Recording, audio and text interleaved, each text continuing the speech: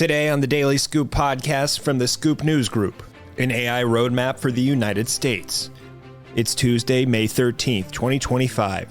Welcome to the Daily Scoop podcast, where you'll hear the latest news and trends facing government leaders. I'm the host of the Daily Scoop podcast, Billy Mitchell. Thanks so much for joining me. Let's dive into the day's top headlines. As the internet becomes overrun with AI slop and public trust in artificial intelligence plummets, a bipartisan group of senators want to enlist the Commerce Department in an education operation about the emerging technology. The Artificial Intelligence Public Awareness and Education Campaign Act would require the Commerce Secretary to oversee an initiative to provide Americans with information about the benefits of AI in their daily lives, as well as the risks the technology presents.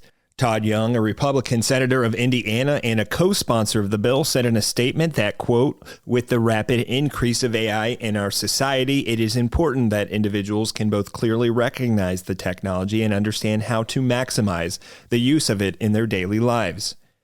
The campaign would detail the ubiquity of AI in everyday life and highlight its benefits, including for small business owners and in workforce opportunities with the federal government.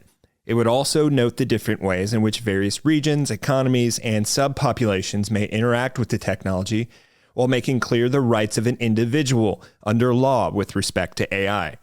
The introduction of the legislation last week came days before House Energy and Commerce Committee Republicans unveiled a reconciliation bill Sunday night that would provide the Commerce Department with $500 million for an artificial intelligence and information technology modernization initiative.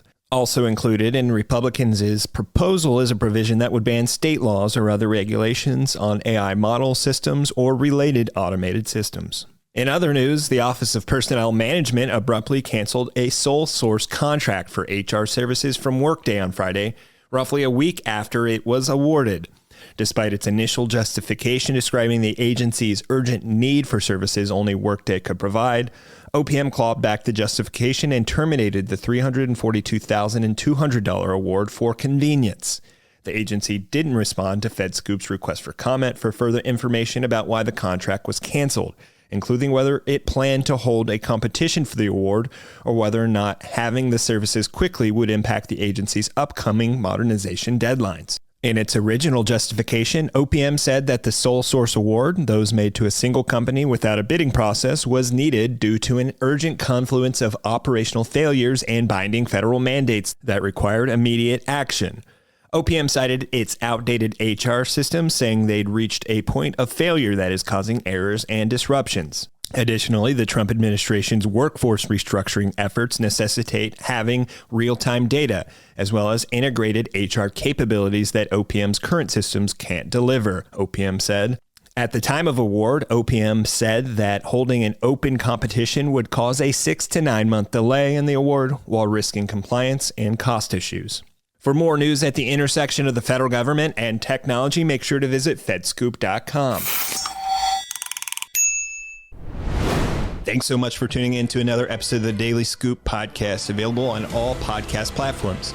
If you've already rated the podcast on your platform of choice, thanks so much. High ratings and good reviews of the show help more people to find it.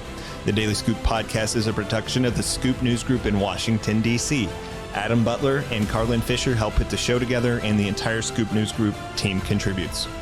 We'll be back tomorrow with more top headlines. Until then, I'm your host, as always, Billy Mitchell. Thanks so much for listening.